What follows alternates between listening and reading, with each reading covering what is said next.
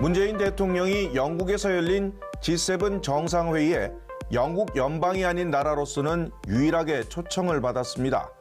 또 한 번 대한민국의 위상을 드높인 계기로 평가받는데 YTN이 화면을 왜곡한 것 아니냐는 오해로 항의가 이어졌습니다.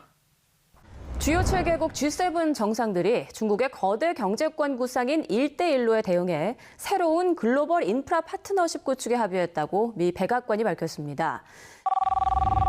G7 보도를 꼭 그렇게 해야 돼요? 왜 우리나라 대통령 사진은 안 걸고 일본 스가 총리가 가운데 있는 사진만 계속 쓰는 거예요? 시청자 게시판에도 비슷한 추궁이 이어졌습니다. 영국 수상 옆 문재인 대통령을 자르고 반대쪽 스가 일본 총리가 나오게 화면을 잡은 이유가 뭡니까? 문 대통령이 G7 정상과 같이 찍은 사진을 조작해서 뉴스에 내놓았다고 하는데요. 그 이유를 듣고 싶습니다.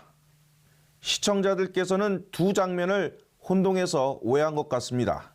먼저 G7 정상들과 유럽연합, 그리고 이번에는 G7과 초청국 정상들이 사진을 찍었습니다. 한국은 영국 연방인 호주, 남아공 등 초청국의 G7 정상과 함께했습니다. YTN은 문재인 대통령이 조 바이든 미국 대통령과 보리스 존슨 영국 총리 사이에 자리 잡은 모습을 내보냈습니다.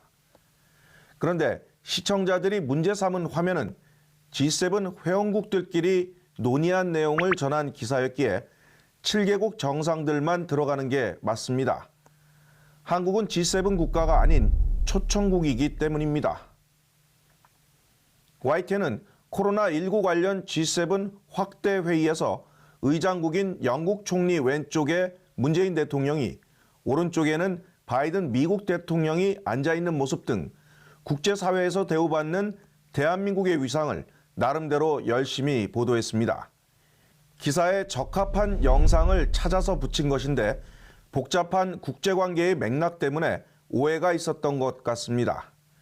쉽고 이해하기 좋은 뉴스를 만들도록 더욱 노력하겠습니다. 외교 관련 모니터 의견 보겠습니다. 오스트리아에서 K-방역 부각, 한일 정상회담 일본이 취소, 속 좁은 일본 외교, 이 세 개의 리포트를 이어서 보도했는데 외교 상황을 전반적으로 이해할 수 있어서 의미 있었다고 평했습니다. 세 리포트를 조금씩 보겠습니다. 문재인 대통령이 내년 수교 130주년을 앞두고 오스트리아를 국빈 방문한 가운데 현지에서는 한국의 코로나 대응에 호평이 이어졌습니다. 문 대통령은 방역과 접종 분야에서는 정치적 고려보다 전문가들의 의견을 존중하는 게 중요하다고 답했습니다. 외교부 당국자는 실무 차원에서 한일 약식회담에 잠정 합의했지만 일본 측이 우리의 동해 영토 수호 훈련을 이유로 결국 응하지 않았다며 유감을 표시했습니다. 매년 두 차례 정기적으로 실시되는 독도 방어 훈련을 이미 잠정 합의한 회담의 취소 사유로 거론한 건 적절하지 않다는 지적이 나옵니다. 일본 SNS에서는 문 대통령이 다른 나라 정상들과 환하게 웃고 있고 스가 총리는 혼자 떨어져 있는 G7 정상회의 사진이 화제가 됐습니다. 소통 능력의 차이라는 설명과 함께 올라온 사진에 일본 정치학자 야마구치 지로 교수는 이런 인물을 지도자로 하고 있는 자신의 무력감이 부끄럽다며 통렬한 자기 비판을 내놨습니다.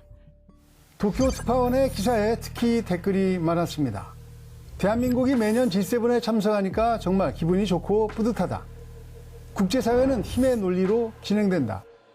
웃으면서 일본을 용서할 만큼 강해지자. 뉴스 보며 정신 승리하지 말고 어렵게 발전시킨 나라이니만큼 일본을 압도할 수 있도록 각자 최선을 다합시다.